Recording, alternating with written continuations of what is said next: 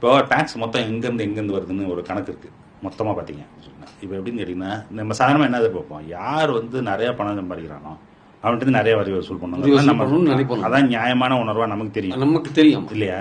ஆனால் மொத்தம் 4 சோர்ஸ் இருக்குன்னு வச்சுங்க.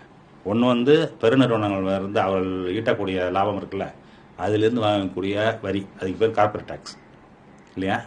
பெருநிறுவனங்கள் கார்பரேட் டேக்ஸ் ஒன்று இருக்குது. அடுத்தது இண்டிவிஜுவல் இன்கம் டேக்ஸ்னு ஒன்று இருக்குது. எப்படி நீங்கள் வாங்குற சம்பளம் நான் வாங்குற சம்பளம் மாதம் மாதம் பிடிக்கிறது.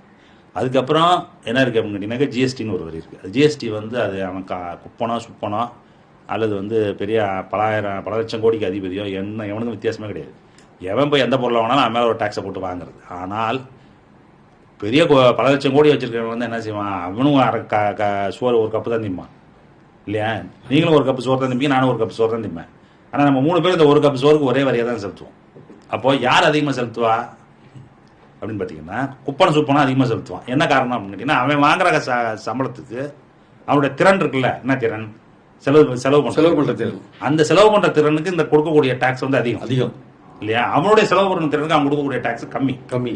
அப்படி பார்த்தா அவன் சொன்னோம்னாக்க நம்மளுடைய டாக்ஸ் சோர்சஸ் எப்படி இருக்கு அப்படின்னு கேட்டீங்கன்னா, ரொம்ப வெக்கப்பட வேண்டிய விஷயம் என்னன்னு கேட்டீங்கன்னா, இருக்கிறதுலேயே ரொம்ப அதிகமாக வருமானம் வரக்கூடியது ஆக எது இருக்கிறது பார்த்தீங்கன்னாக்கா ஜிஎஸ்டி.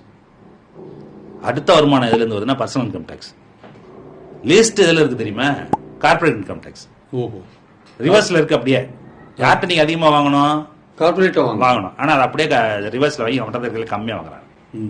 அடுத்தது வந்து யார்கிட்ட வாங்கணும் அப்படின்னு கேட்டீங்கன்னாக்கா நம்மள்கிட்ட வாங்கணும். நம்மள மிடில் கிளாஸ்ல அதை விட யார்கிட்ட வாங்குறான் அப்படின்னு கேட்டீங்கன்னா, இதுக்கும் கீழே ஒருத்தன் இருக்கான் பாருங்க, ரொம்ப ஏரியா இருக்காங்க. சாதாரணமா அன்னடிக்கு அவன்கிட்ட தான் நிறைய வாங்குறாங்க. இப்போ அந்த மாதிரி இருக்கிற இடத்துல நீங்க என்ன ஒரு பூச்சாண்டி தானே இது என்னன்ட்டு, உனக்கு 15,000 குறைச்சி கட்டிருக்கேன், அவனுக்கு 8,000. நீ யார்கிட்ட வாங்கணுமோ அவன்கிட்ட வாங்கலைங்கிறதான் பாயிண்ட்.